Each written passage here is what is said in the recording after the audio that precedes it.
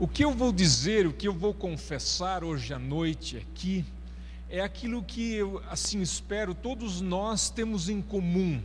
Nós cremos isso, nós pressupomos isso, mas nós nem sempre verbalizamos isso, nós nem sempre dizemos em voz alta isso que nós sabemos a respeito da Bíblia.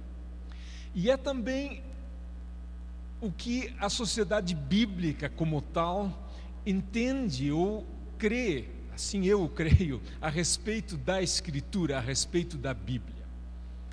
Por que uma sociedade bíblica se ocupa com Bíblia? Ora, porque ela recebeu esse mandato, ela recebeu esse comissionamento, essa tarefa das igrejas. No caso aqui da Sociedade Bíblica do Brasil, as igrejas brasileiras, as igrejas do Brasil. E ela recebeu esse mandato, ela recebeu esse comissionamento, porque as igrejas entendem que esse livro é um livro, no mínimo, importante. Ele é um livro essencial, diria eu mais. Ele é um livro fundamental para a vida das próprias igrejas. Não tanto em si da sociedade bíblica, mas das igrejas que fazem parte e que compõem a Sociedade Bíblica do Brasil. Portanto, o que eu disser hoje à noite aqui, nesse primeiro momento, é o que, de modo geral, as igrejas cristãs afirmam a respeito da Escritura, a respeito da Bíblia. O nome Bíblia, interessante, mas a palavra, embora a palavra Bíblia apareça na própria Bíblia, o termo Bíblia não é aplicado a este livro ou a esta coleção de livros dentro da própria Bíblia. Eu vou explicar melhor. Bíblia é uma palavra grega que, como tal, aparece dentro da Bíblia como palavra grega, no Novo Testamento grego. É inclusive a última palavra do Evangelho segundo São João. A última palavra no grego escrito lá em João é Biblia. Em grego eles acentuam um pouco diferente. Nós dizemos Bíblia, em grego eles diziam Biblia. Biblia significa livros. É um plural. Portanto, o termo Bíblia é um termo plural. Significa livros. O singular é biblion, livro ou rolo. E eu dizia que nunca na própria Bíblia se chama a Bíblia de Bíblia. Ela é chamada de Escritura, Escrituras Sagradas, e outros termos são usados. Palavra de Deus, mas o termo Bíblia não é usado na própria Bíblia para designar essa coleção de livros. Foi um doutor da Igreja Antiga, por nome Orígenes, que lá por volta do ano 250 depois de Cristo, usou esse termo, Biblia, para o Novo Testamento. E depois, subsequentemente, entrou para o latim, na forma de Bíblia, para designar o conjunto dos livros sagrados. E isto lá por volta do ano 800 depois de Cristo. E a partir daí se espalhou para outras línguas. E nós dizemos Bíblia, em alemão se diz Bibel, em inglês se diz Bible, em italiano se diz Bíblia, ou sei lá se pronuncia assim, se é Bíblia ou Bibia, não sei. Mas em todo caso, essa palavra grega foi transferida ou levada para outras línguas e ela faz parte também da nossa linguagem. Usa-se também o termo Bíblia num sentido figurado. Muitas vezes se diz ou se lê que tal e tal livro é uma Bíblia disso ou daquilo. Com isso se quer dizer que é um livro de grande importância ou um livro que se consulta com frequência? Talvez exista uma Bíblia do advogado ou a Bíblia do economista e assim por diante. Isso é um uso figurado, emprestado do uso que nós fazemos do termo Bíblia. O impacto do livro.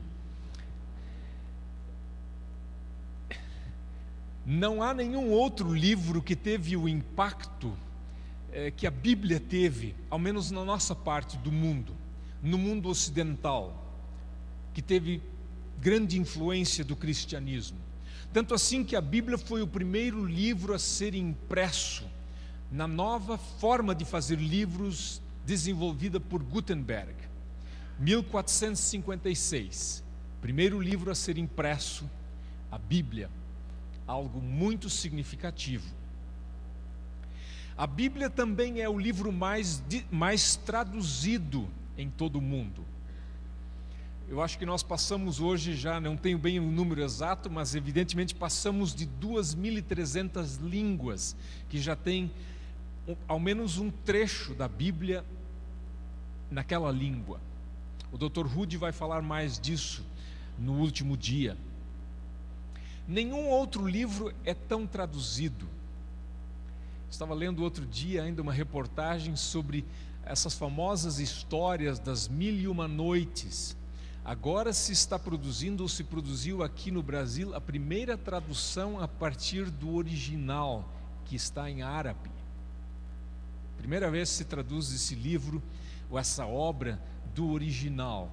Sempre era feito de traduções. Há quanto tempo nós não estamos traduzindo a Bíblia dos próprios originais?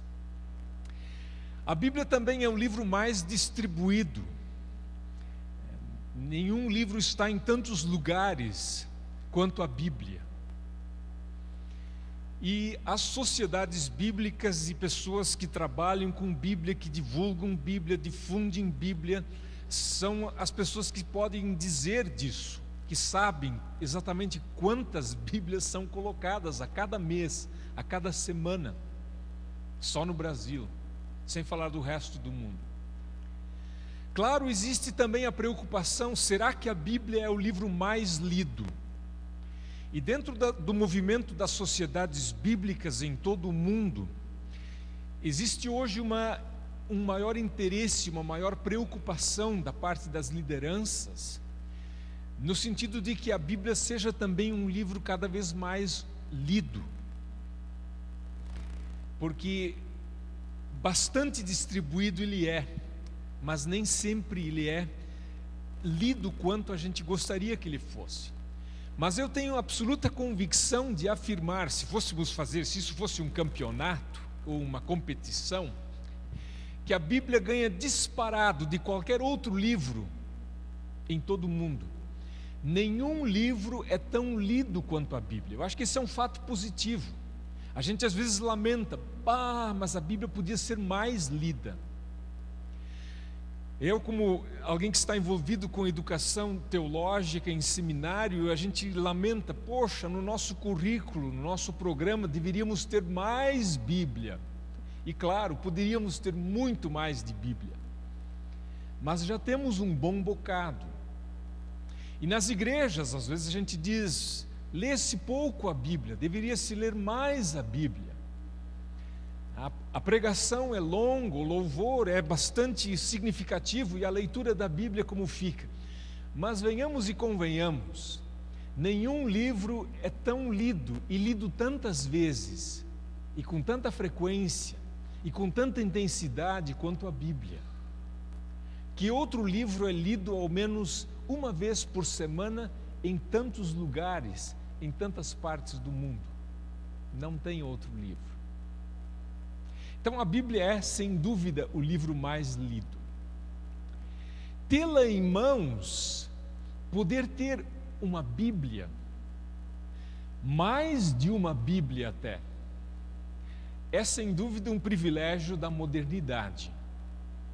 Isto é resultado do movimento das sociedades bíblicas e, evidentemente, da popularização do livro de modo geral. Em termos de Bíblias, é uma novidade de uns 200 anos para cá, que a Bíblia se tornou mais acessível, que ela se tornou um livro acessível a todos, numa língua que as pessoas conseguem entender, por um preço que elas podem pagar. Em 1804 foi fundada a Sociedade Bíblica Britânica e Estrangeira, dando início ao movimento de sociedades bíblicas. Tudo porque uma menina chamada Mary Jones, na Grã-Bretanha, não conseguiu, ou teve muita dificuldade de conseguir finalmente comprar a sua Bíblia. Tê-la em mãos, então, é um privilégio da modernidade. 300, 400, 500 anos atrás, não se tinha Bíblias em casa. Bíblias eram reservadas ou ficavam nas igrejas ou nos mosteiros. Tê-la hoje é um privilégio, pelo qual nós também somos e deveríamos ser cada vez mais gratos a Deus. Primeiro tópico maior, a natureza da Bíblia. Que livro é esse?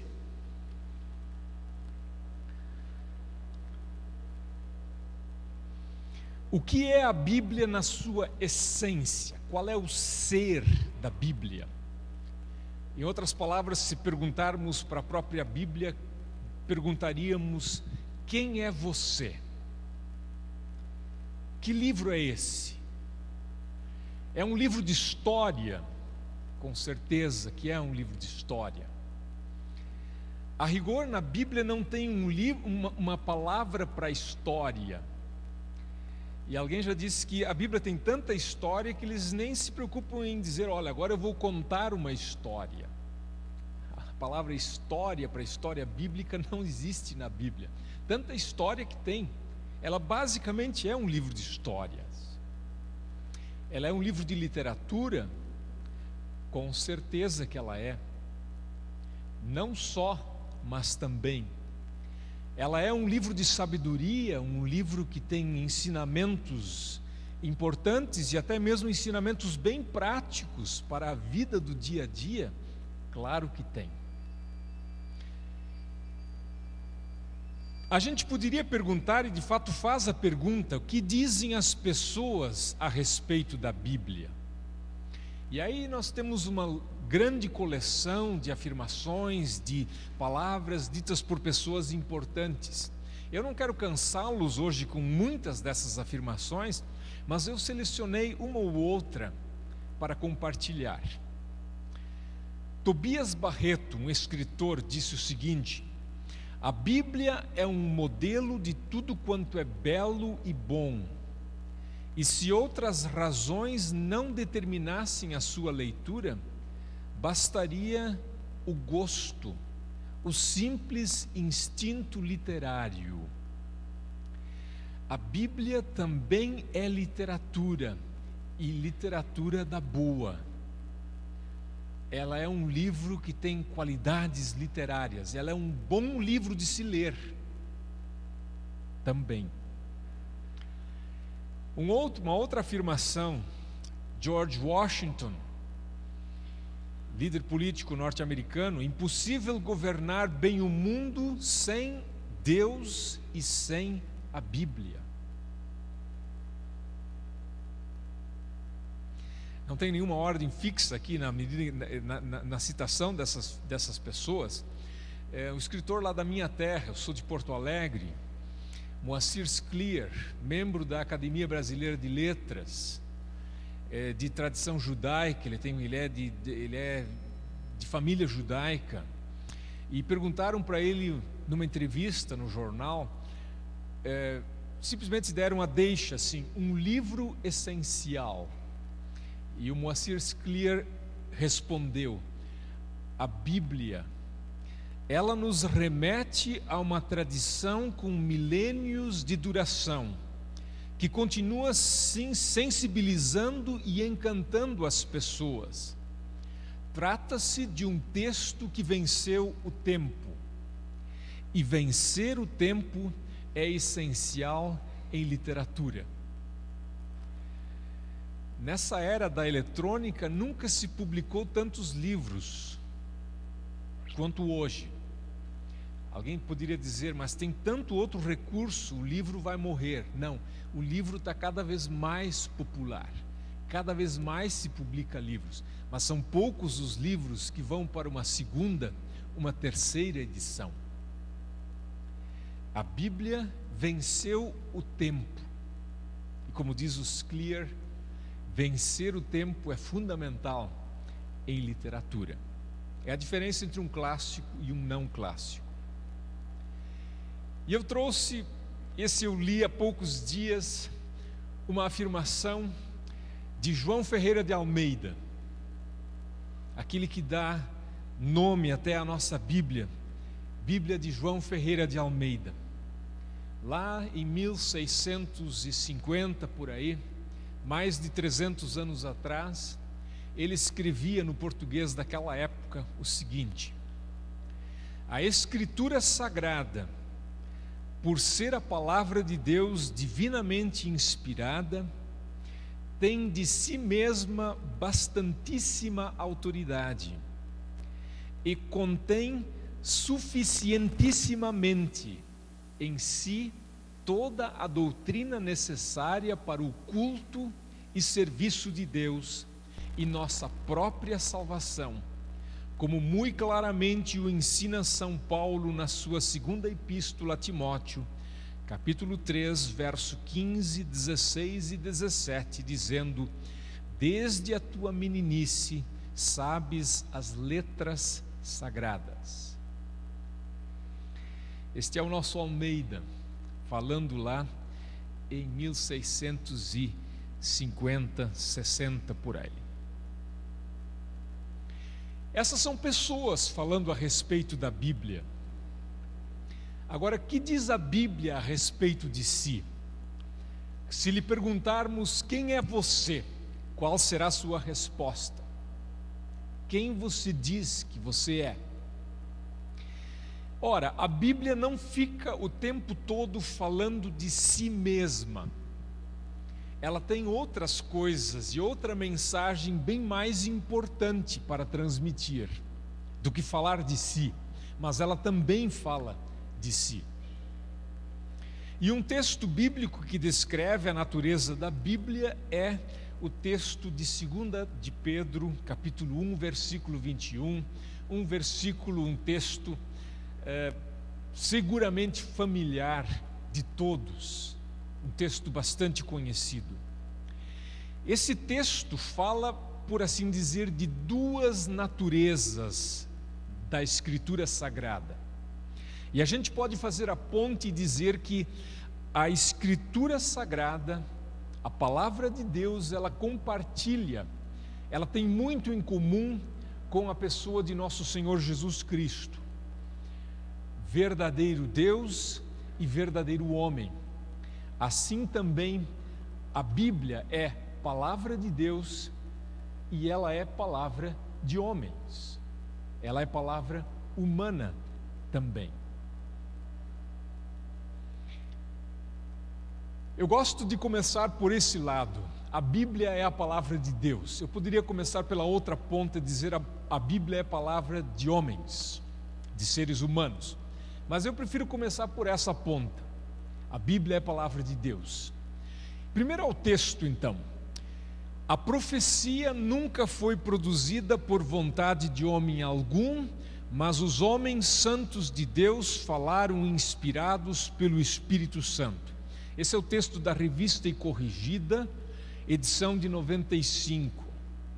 A Revista e Atualizada, ela tem praticamente o mesmo texto, mas numa parte crucial ou importante, em lugar de inspirados pelo Espírito Santo, ela diz movidos pelo Espírito Santo. No Novo Testamento interlinear, que respeita a sequência das palavras gregas, diz: pelo Espírito Santo movidos, falaram da parte de Deus homens. Os homens, os seres humanos entram, mas eles aparecem no fim, e isso certamente também tem ênfase.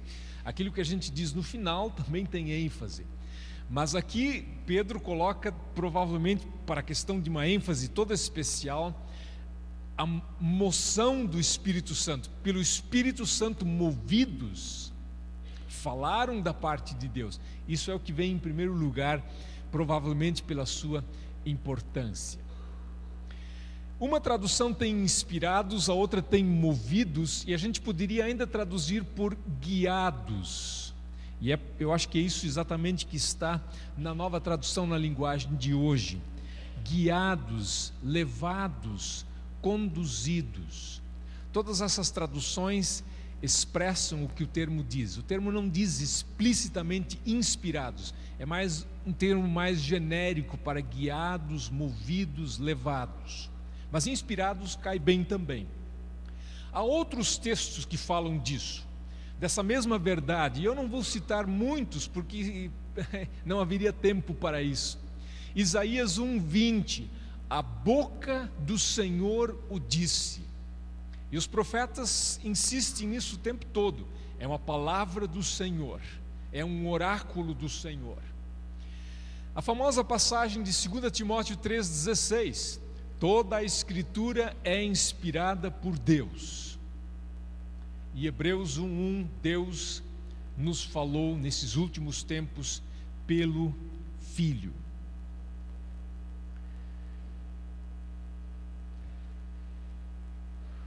A maioria dessas afirmações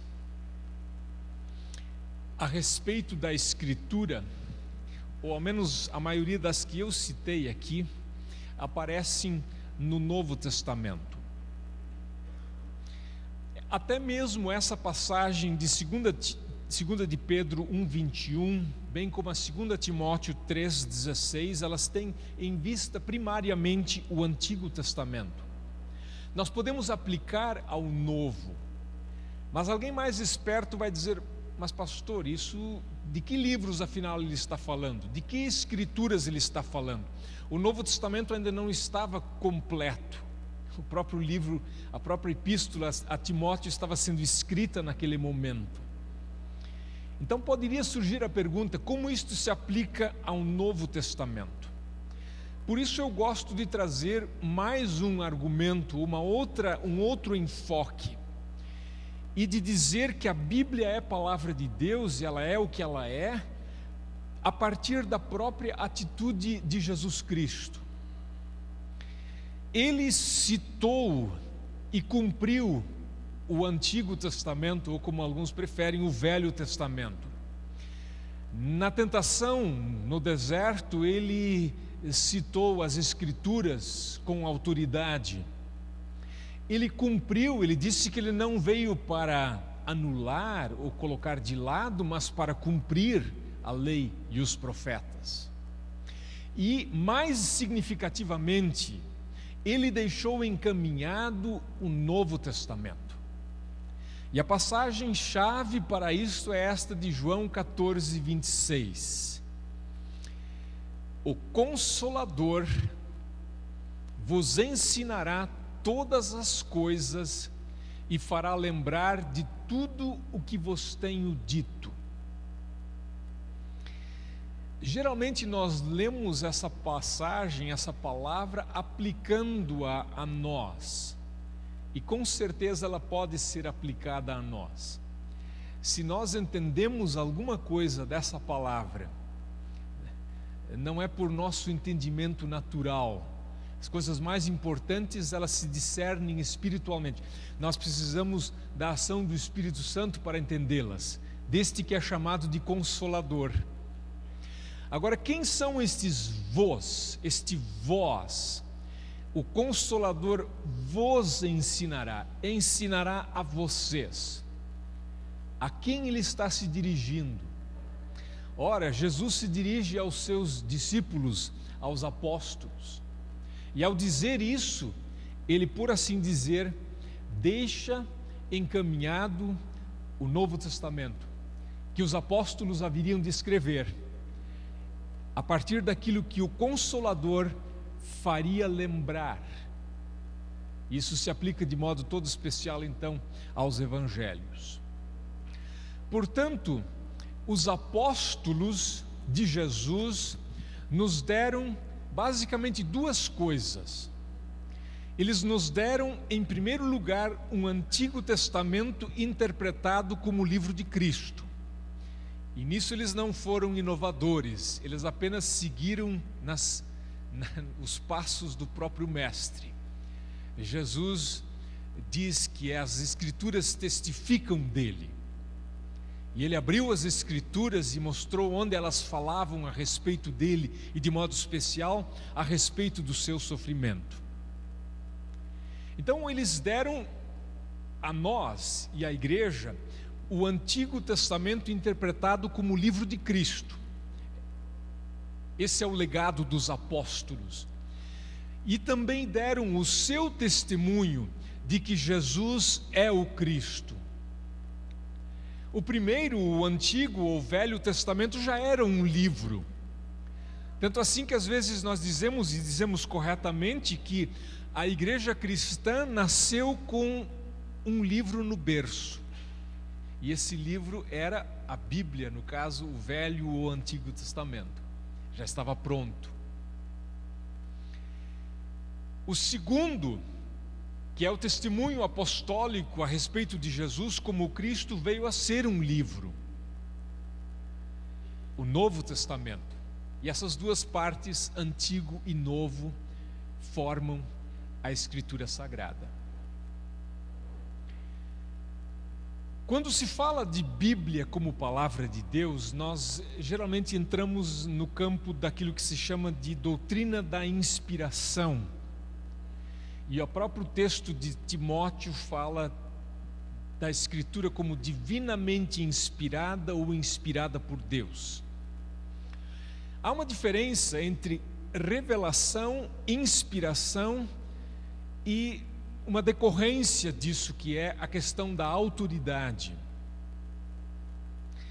Uma das afirmações básicas da teologia é de que Deus existe e Deus se revela. Deus se revela, Deus se revelou, e se revelou magistralmente e como nunca antes o fizera na pessoa do seu Filho. Então a Bíblia é revelação de Deus. Mas Deus não se revelou só na Bíblia, Ele se revelou também antes de a Bíblia ser escrita. Quando nós falamos então de inspiração, nós falamos de revelação especificamente desse texto que aqui está. Então a Bíblia é a revelação inspirada de Deus. Quando falamos de inspiração, nos referimos mais especificamente à Escritura. E é em função desta revelação e inspiração que a Escritura ou a Bíblia tem autoridade. Alguém poderia argumentar, a Bíblia tem autoridade na igreja porque tradicionalmente ela tem essa autoridade. E porque nós decidimos dar-lhe essa autoridade e assim por diante. Mas a própria Bíblia também fala com autoridade, ela diz que ela tem essa autoridade. E os profetas e os apóstolos que aqui falaram com autoridade, porque falaram em nome de Deus. Então é difícil, ou é muito mais fácil dizer a Bíblia tem autoridade, porque ela tem um autor, que é autoridade. E este autor é o próprio Deus. Às vezes se diz que a Bíblia é apenas resposta humana à revelação de Deus. Claro que ela é resposta humana, ela foi escrita por pessoas, ela foi escrita por seres humanos, não por anjos. Mas ela não é apenas a resposta, ela é também, ela própria, a revelação de Deus. Homens inspirados ou texto inspirado? Ora, as duas, mas o que nós temos hoje, de fato, é um texto inspirado. Os homens inspirados não permaneceram, mas o texto inspirado, este sim, este ficou. Quanto ao processo da inspiração, ele não é descrito ou explicado. Aí nós precisamos silenciar onde a Escritura silencia. Ela não nos dá detalhes de como foi ou como não foi. Confessar isso, dizer que a Bíblia é palavra de Deus, é de fato um testemunho de fé e um ato de louvor. Nós o fazemos na igreja com a maior tranquilidade. Em academias, em universidades, em seminários, nem sempre é a coisa mais normal ou natural de se fazer, de confessar e dizer: a Bíblia é a palavra de Deus. Eu, graças a Deus, cresci dentro dessa confissão. E por mais que tenha andado para cá e para lá, nunca abri mão dessa confissão e dessa convicção básica. E louvo a Deus por isso.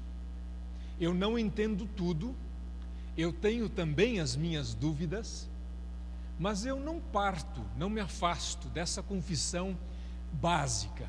Esta é a palavra de Deus, e por isso eu a amo e a prezo, apenas por isso. Prioritariamente, é claro, vem a fé em Jesus Cristo. Eu não creio na Bíblia e aí eu creio em Jesus. Não, eu creio em Jesus e porque a Bíblia me fala de Jesus, eu creio nela. Eu levo ela a sério. Mas o caminho não é Bíblia para Jesus, é de Jesus para a Bíblia. Muito antes de eu ler a Bíblia, eu já cria em Jesus, graças a Deus. E muita gente que nunca leu a Bíblia, eles próprios, com seus próprios olhos, creram e creem em Jesus, e são felizes e vão para o céu.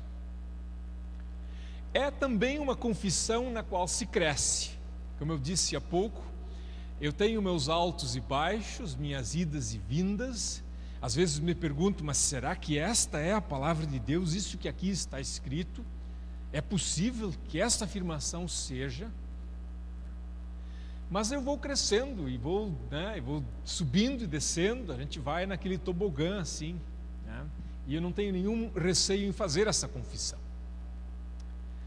Uma outra afirmação que precisa ser feita é de que a Bíblia é o acesso à casa, não a casa como tal. Ela não é o fim da nossa caminhada, nós não ficamos dentro dela, mas vamos através dela, ou ela que nos leva, ela nos dá acesso à casa do Pai.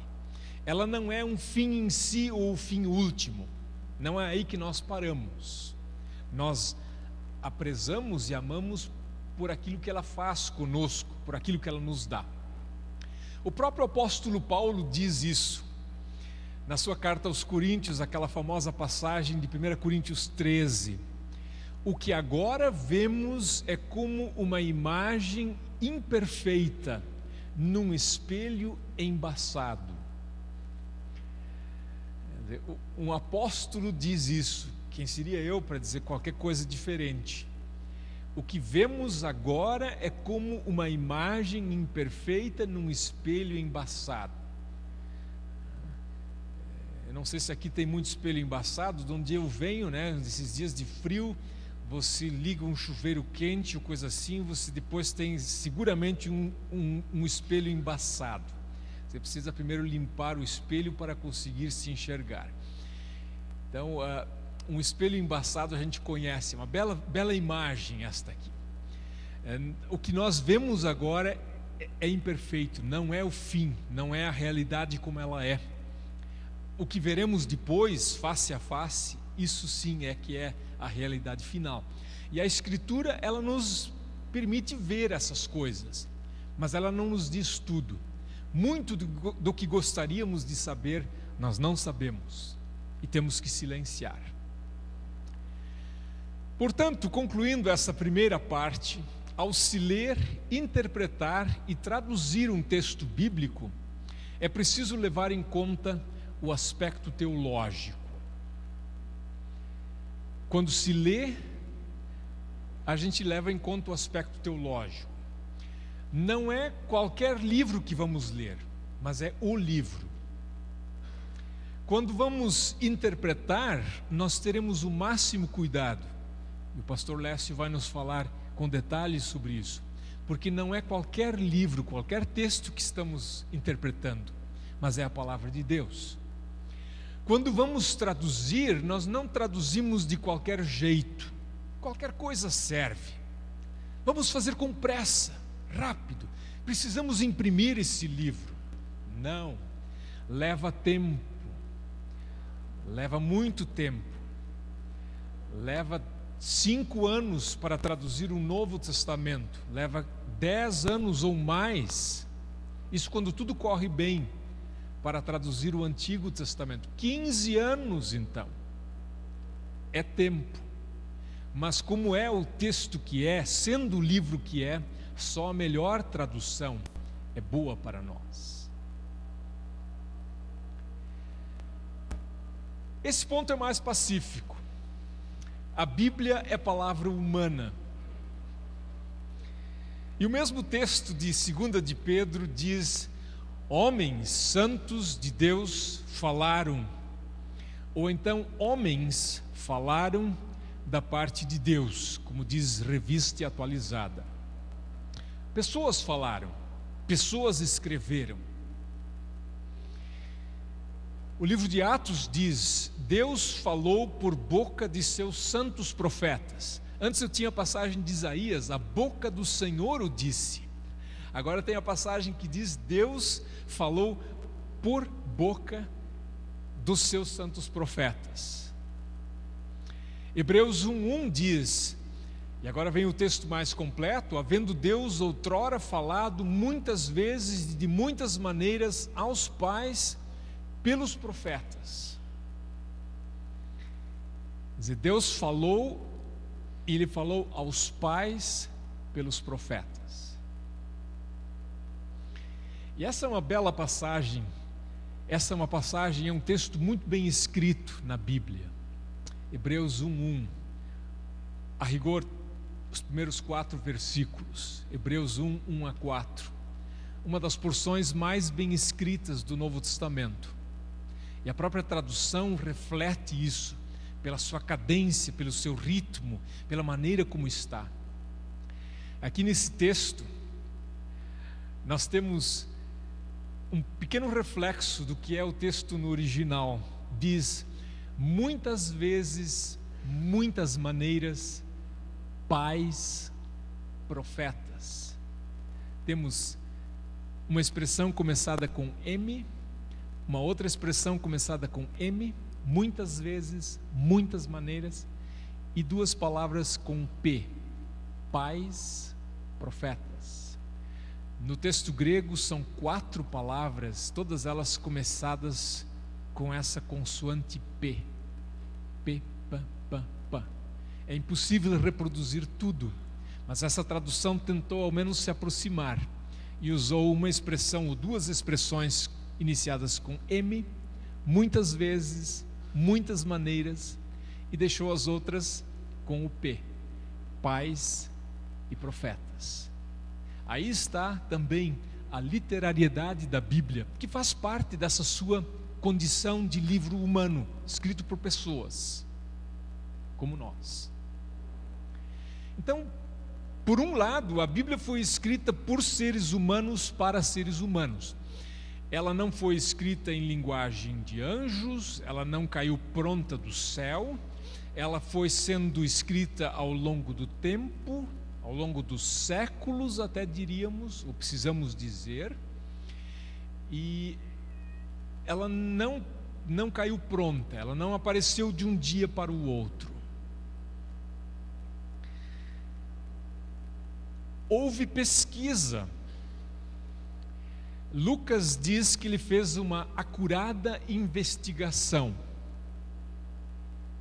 Ele procurou fontes, ele procurou dados, ele procurou se informar. E há também uma revelação progressiva. Deus não disse tudo de uma vez só. Ele foi dizendo aos poucos. E a coisa, da nossa perspectiva, aquilo que está no final é o que é o mais importante.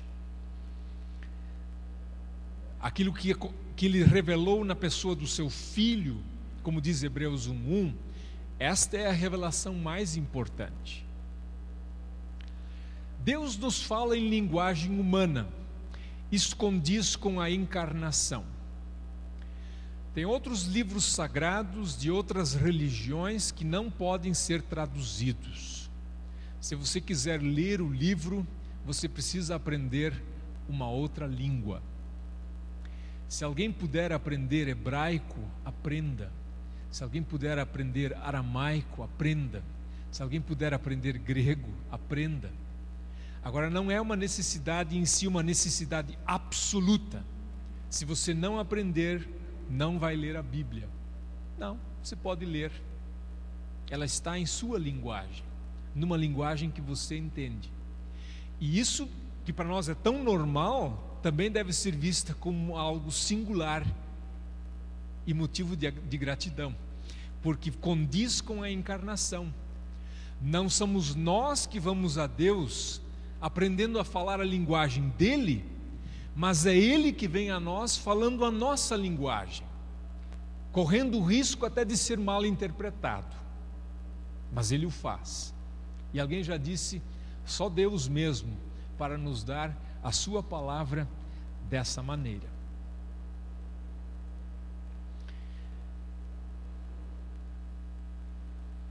A Bíblia é palavra humana. Não podemos e nem devemos ignorar isso.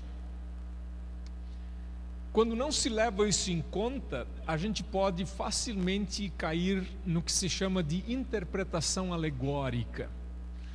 Uma das coisas que muito se fez ao longo da história da igreja foi interpretar alegoricamente. Hoje ainda se faz. O que é interpretar alegoricamente? É tomar a seguinte atitude: o texto diz isso, mas o sentido é outro. Não pode ser isso. Isso não pode ser tão simples assim. Tem que ter um outro sentido, tem que ter algo mais profundo ou mais elevado, enfim, não pode ser isso. O que Deus realmente está querendo dizer? Não, Ele está dizendo que está escrito aqui. Não pode driblar as palavras, tem que levar as palavras a sério, tem que levar o texto a sério. Não tem nada por trás que não esteja no texto, talvez esteja nas entrelinhas, entre as palavras, no contexto, no conjunto, mas nenhuma outra mensagem escondida, oculta por trás das palavras. Quando não se leva o lado humano da Bíblia suficientemente a sério, nós facilmente entramos para isso. Não, tudo é palavra de Deus, Deus diz coisas mais importantes do que essas. Aí existe um risco.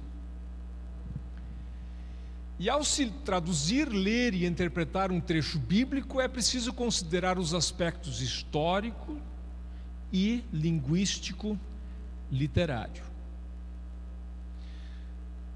Não tem como fugir de estudar história para se estudar a Bíblia mais aprofundadamente. E história faz parte da nossa realidade, é a nossa história. Então tem que estudar história. O lado linguístico literário, se você quiser traduzir a Bíblia, você precisa estudar as línguas, se quiser traduzir do original. Quem não conhece os originais não conseguirá traduzir. E quem conhece ou sabe um pouquinho mais da dimensão literária da Bíblia poderá melhor apreciar e valorizar esse lado ou essa dimensão literária que ela tem. Ela não é só literatura, mas ela também é literatura. E por ser o que ela é, por ter essa dimensão histórica, linguística e literária, existe diversidade dentro da Bíblia. Ela não é um livro no mesmo nível do começo até o final. Ela foi escrita por vários escritores. É difícil, impossível dizer quantos exatamente foram, porque muitos livros são anônimos. E alguns livros são mais bem escritos, outros são bem escritos e outros são num nível bem popular. Então há diferença de estilo, há diferença na maneira de dizer as coisas. Cada palavra bíblica é verdadeira em seu contexto, também isso é verdade. Verdades eternas ditas num contexto histórico. Se você não leva em conta essa dimensão humana, o contexto onde a palavra foi escrita, onde ela foi dita, também se pode fazer com que a escritura ou um texto diga o que ele não quer dizer, o que ele não queria dizer. Portanto, para resumir, a Bíblia ela é palavra de Deus e palavra de homens. E não palavra de Deus, ao menos essa é a minha confissão.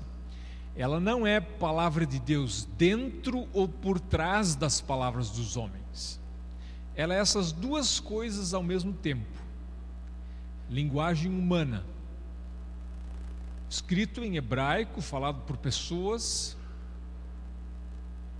como nós, escrito em aramaico, escrito em grego. Aliás, todas elas línguas vivas hoje. O hebraico é falado hoje, o aramaico é falado por pequenos grupos aqui e ali, mais na região perto da terra de Israel mesmo, e o grego é uma língua falada hoje, não mais do jeito que era 2000 anos atrás, mas continuam línguas faladas. E é dentro dessa, são essas palavras que foram faladas ou escritas por pessoas, e essas palavras são também a palavra de Deus. Segundo ponto, as funções da Bíblia.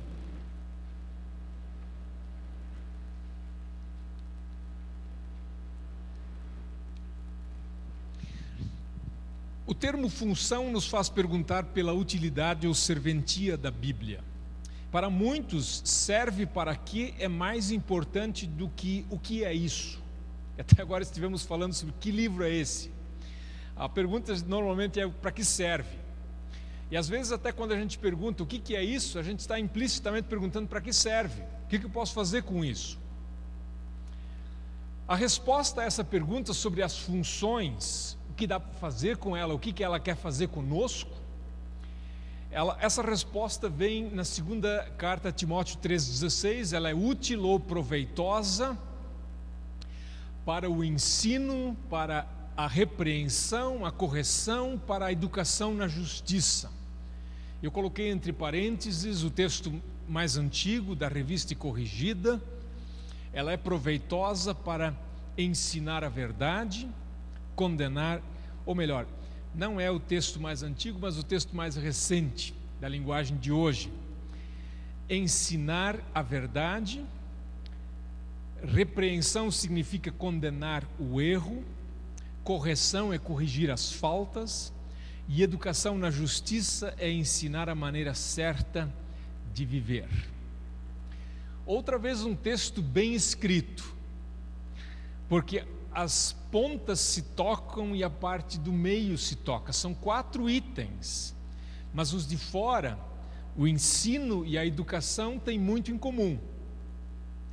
E repreensão e correção também têm muito em comum. De sorte que a gente poderia dizer, daria para resumir em 2 partes, para ensinar e para corrigir.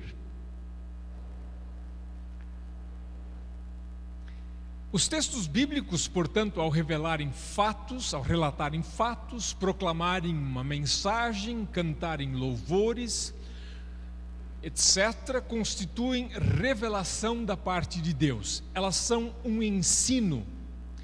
Para que serve então? Serve para ensinar, especialmente para ensinar aquilo que sem esse livro a gente não conhece, a gente não sabe. E aquilo que a gente não sabe, aquilo que a gente precisa conhecer é a vontade final de Deus quanto à fé e à vida.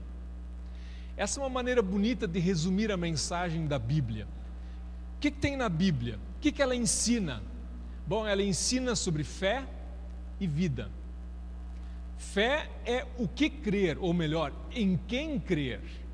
E vida é como vamos viver. E a igreja cristã, quando ela quer responder essa pergunta, em quem crer, ela vai à Bíblia. Como viver, ela busca orientação na Escritura. Além de ser uma palavra que ensina, ela também é palavra de poder. E isso todos nós sabemos muito bem, mas às vezes também quase que não nos damos conta disso. Ela é uma palavra de poder. 2 Timóteo 3 diz que a Escritura serve para repreender e corrigir. Como palavra de poder, ela é poderosa desde que Deus começou a falar, ao menos segundo o registro bíblico. Deus disse: haja luz e houve luz. Há outros textos que confirmam isso, textos por demais familiares, né? Isaías 55, a palavra que sair de minha boca não voltará para mim vazia. O que é uma palavra voltar vazia? Na dúvida, a linguagem de hoje explica para nós, diz: não volta sem ter feito o que eu quero. Ela não volta de mãos abanando, nós diríamos. Ela volta tendo feito o que ela quer fazer. Jeremias 23, 29. Não é a minha palavra como fogo, diz o Senhor, como um martelo que esmiuça a penha. Muita gente tem dificuldade de entender o que é penha, por isso a linguagem de hoje coloca a marreta que quebra grandes pedras. É difícil quebrar uma penha com um martelo, você já precisa mais de uma marreta mesmo. Mas é assim que é a Escritura, é assim que é a palavra de Deus. Romanos 1,16, o Evangelho é o poder de Deus para a salvação de todo o que crê. E a famosa passagem de Hebreus 4,12, a palavra de Deus é viva e poderosa, corta mais do que qualquer espada afiada dos dois lados, ela vai até o lugar mais fundo da alma. E a Escritura tem esse poder porque ela nos traz o Verbo, a palavra encarnada, o próprio Cristo, pelo poder do Espírito Santo. E agora vem talvez aquilo que possa ser novidade. Espero que não seja, mas talvez seja. Os livros bíblicos, de modo geral, foram escritos para causar alguma transformação. Nós geralmente achamos que eles foram escritos para trazer informação, e está correto. É uma palavra de revelação. Essa palavra nos vem para nos ensinar, para nos informar de algo, mas ela também vem para causar transformação. Deus convence na sua palavra e por meio dela, e ela tem por isso um lado pragmático ou retórico. E isso, por estranho que possa parecer, é alguma coisa que se está recuperando em termos de estudos bíblicos num nível acadêmico. De uns 30 anos para cá, existe em termos de estudo da Bíblia, em faculdades, universidades, seminários, uma nova ênfase na dimensão retórica da Bíblia. Fala-se em crítica retórica, ou criticismo retórico. Eu pessoalmente prefiro falar em análise retórica, que é um termo mais neutro. É olhar para o texto e perguntar para o texto: onde é que está a força do texto? Como é que ele me atinge? Como é que ele procura me convencer de alguma coisa? Não só perguntar o que está dizendo, está certo, está errado, é verdade ou não é, mas perguntar qual é a força do texto, onde é que está o seu impacto, como é que ele me atinge. E a Bíblia tem um lado retórico, pragmático, no sentido de que ela faz algo. Pragma em grego significa um feito, uma ação. Então pragmático significa ela faz algo. E os livros bíblicos foram escritos para isso. A mensagem foi proclamada para alcançar um objetivo. Deuteronômio 30, vê que hoje proponho a vida e o bem, a morte e o mal. Escolhe, pois, a vida. Jeremias: assim diz o Senhor dos Exércitos, o Deus de Israel: emendai os vossos caminhos, ou a vossa vida e as vossas obras, ou a vossa maneira de agir, e eu vos farei habitar nesse lugar. O exílio do povo não era uma coisa absolutamente inevitável, tinha que acontecer. Não, tinha volta, tinha como evitar. Só que o povo não acolheu a palavra. No Novo Testamento, Lucas 1:4, eu peguei um texto da lei, um dos profetas, agora um evangelho e depois uma epístola. Lucas 1:4, o evangelista escreve para que tenhas plena certeza das verdades em que foste instruído. Ele quer que alguma coisa aconteça, que essa pessoa que já foi instruída, que ela tenha plena certeza, não só certeza, mas plena certeza das verdades em que ela foi instruída. E a carta aos Gálatas, talvez um dos textos mais retóricos de todo o Novo Testamento. Para a liberdade foi que Cristo nos libertou. Permanecei, pois, firmes e não vos submetais de novo a jugo de escravidão. Vocês foram colocados no campo da liberdade. Mas os cristãos das igrejas da Galácia, eles estavam perigosamente indo do outro lado, caminhando para o pântano, para as areias movediças, para o precipício, se quiserem, de novo da lei, da circuncisão. E o que diz o apóstolo? Ele escreve e diz: olha, eu tenho uma coisa para vos informar, eu tenho um assunto importante para comunicar. Não, ele comunica isso porque ele quer segurá-los, ele quer puxá-los de volta, ele quer exatamente isso, que não vos submetais de novo a jugo de escravidão. Esse é o lado pragmático, retórico. A carta foi escrita para segurar os cristãos no Evangelho. Por fim, a finalidade da Bíblia. Função é aquilo que ela faz.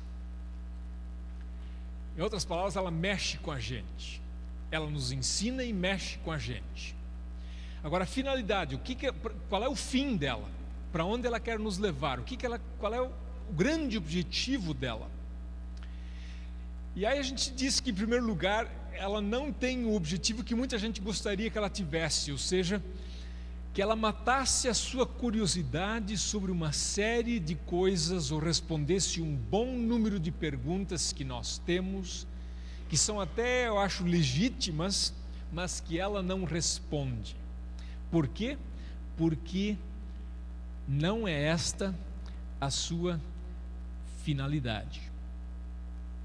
Para muitos, a Bíblia é um livro de enigmas e mistérios. E, embora existam coisas na Bíblia que a gente não entenda completamente, aquilo para qual ela nos foi dada, quanto à sua finalidade maior, nisso ela é absolutamente clara. Não tem nenhuma confusão, não tem nenhuma coisa obscura ou enigmática. E é isso que está colocado em 2 Timóteo 3,15: tornar-te sábio para a salvação pela fé em Cristo Jesus. Cada palavra aqui é importante. Tornar-te sábio. Sábio para quê? Para salvação. Como salvação? Pela fé. Que fé? Fé em quem? Em Cristo Jesus. Também João 20:31, famosa passagem: isto foi escrito, registrado, para que creiais que Jesus é o Cristo, o Filho de Deus, e para que, crendo, tenhais vida em seu nome. Crer para ter vida no nome de Jesus. Resumindo e concluindo, basicamente a palavra de Deus nos vem como uma mensagem dupla. E essa é uma outra maneira interessante de resumir a mensagem bíblica. Alguém escreveu uma vez um livro dizendo o não de Deus e o sim de Deus. Então tem momentos em que Deus diz não, e há momentos em que Deus diz sim. E esse não, ele geralmente diz para os nossos projetos ou as nossas ideias, especialmente quando se trata de a gente achar a salvação é do jeito que eu quero. E aí Deus diz: não. A gente chamaria isso também de lei. E aí Deus diz: mas é como eu decidi, como eu planejei e executei. E essa é a boa notícia do Evangelho. Este é o sim de Deus. E através deste não e sim é que Deus nos leva para onde Ele quer nos levar.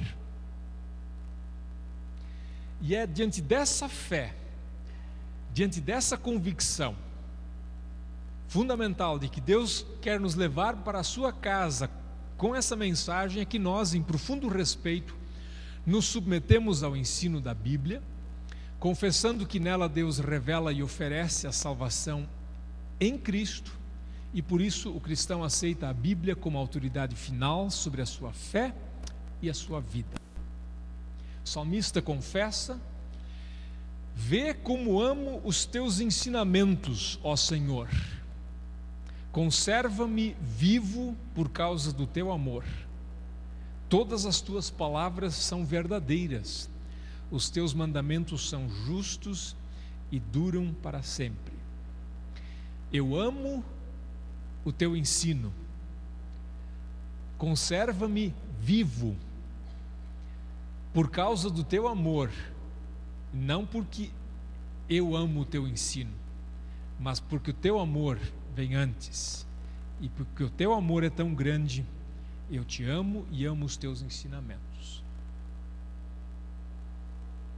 Que essa seja também sempre a nossa confissão, essa do salmista no Salmo 119. Portanto, irmãos e irmãs, eu vou parando por aqui.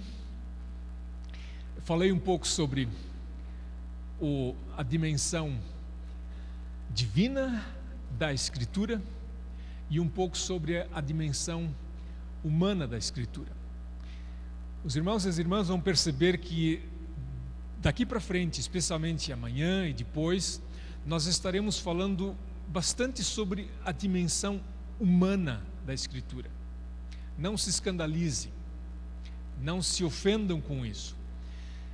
Por isso essa afirmação inicial é importante, para que tenham certeza de que nós, que aqui estamos palestrando, e a Sociedade Bíblica do Brasil, nada quer tirar e nem vai tirar dessa confissão básica, de que esta é a palavra de Deus. Mas, nesse seminário de ciências bíblicas, estaremos nos dedicando mais a questões, de certa forma, mais ligadas a essa dimensão humana da Escritura. A começar pela interpretação bíblica, que é feita por nós, que Deus nos entregou a nós para fazermos. Lermos e interpretarmos é uma tarefa também humana. Deus nos abençoe e acompanhe e enriqueça nessa nossa jornada que agora e nesse momento acabamos de iniciar. Amém.